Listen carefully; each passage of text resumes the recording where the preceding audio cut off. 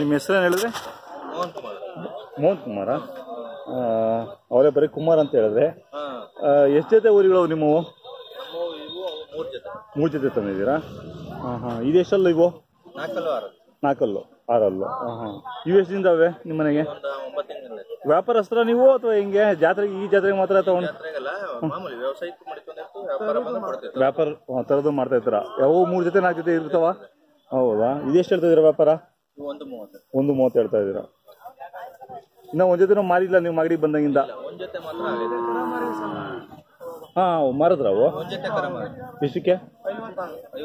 ಒಟ್ಟು 4 ಜೊತೆ ತಂದಿದ್ರಿ, ಅದ್ರಲ್ಲಿ 1 ಜೊತೆ ಮಾರಿದ್ದೀರಾ. ನೀವು ಉತ್ತರ ಕರ್ನಾಟಕದವ್ರು ಬಂದ್ರೆ ಈ ಊರುಗಳು ಚೆನ್ನಾಗಿ ಆಗ್ತಾವ ಅವ್ರಿಗೆ.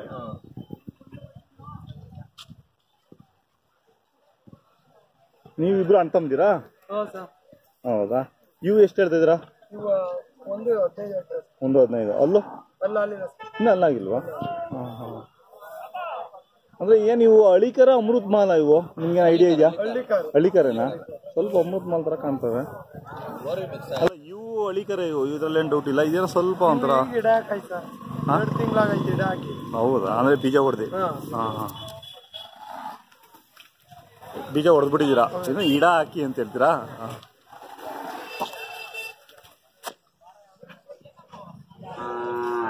ಏನಕ್ಕೆ ತಿಂಡಿ ಕೊಡ್ತೀರಾ 2 ಜೊತೆಗೂ? ಬೆಳಿಗ್ಗೆ ಮುಟ್ಟೆ ಹಾಕ್ತೀರಾ ಅವಕ್ಕೆ? ಹೌದಾ? ಮಧ್ಯಾಹ್ನ ಅವಕ್ಕೆ ಹಾಕ್ತೀರಾ? ಇವಕ್ಕೇನು ಮೊಟ್ಟೆ ಹಾಕಲ್ಲ? ಹಾಲು? ಹಾಲಿಲ್ಲ. ಹುಲ್ಲು, ರಾಗಿ ಹುಲ್ಲು, ನೆಲ್ಲುಲ್ಲು, ಮುಸ್ಕಿನ ಹಸೆಗೆ ಮೇವೆಲ್ಲ ಹಾಕ್ತೀರಾ ಹಂಗಂದ್ರೆ?